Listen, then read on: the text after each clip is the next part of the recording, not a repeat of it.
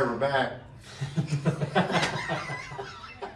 Take us through the deadlift. Right, for common mistakes with deadlifts is what people do is they don't get their placement right. So what you want to do is you want to make sure your feet are placed right. You want to make sure your arms are placed right.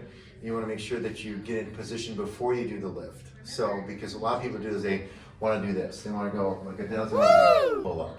I mean, what I always tell people when they're doing their deadlift is head up, chest up, butt down. The biggest importance is, all right, so head up, chest up, butt down. You know, when you get in that position, and when you want to do it, what a lot of people have a tendency to want to do is they want to roll it out and then pull it.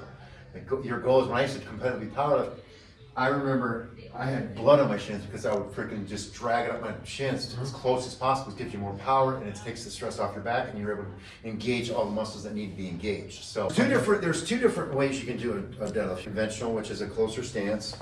Okay, yep, closer stance. And then you're gonna go just outside of your legs. And what I always like to do, true deadlift is you're gonna alternate hands, Doc. So what you're gonna do is one that way, yep. And that way, that's supposed to help you grip the bar. So real important stairs, like I said, and then you gotta go into kick that butt down, head up, chest up, and then drag it up your shins, just like that. Yep, and then straight down. Yep, just like that. Head up, chest up, butt down. Okay, so head up.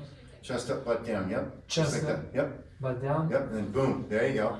See? Now, Median deadlift, in which case we're gonna do less flexion at the knees and more of just a hip hinge. I think one of the best ways for somebody to learn that early is to put yourself a little distance from a wall, because as you hinge at the hip, we want your rear to go back, right? So you can almost use your wall like a target. it's a great idea. Right, because otherwise people tend to have more weight on their toes, lean forward, where you're more likely to either lose your balance or hurt your back, right? So here, if we hinge back, you see I'm still keeping my knees mostly straight and then hinging at the hip. So that just rocks the hips back a little bit to allow you to kind of learn that hinge movement.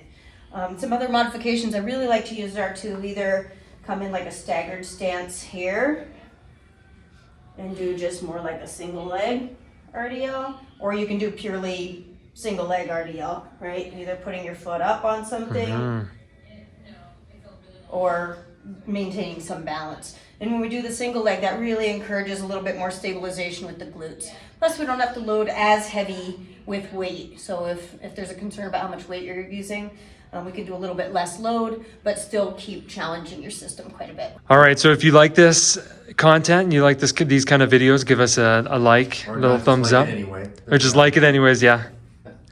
And subscribe to our channel, and we'll see you in the next one.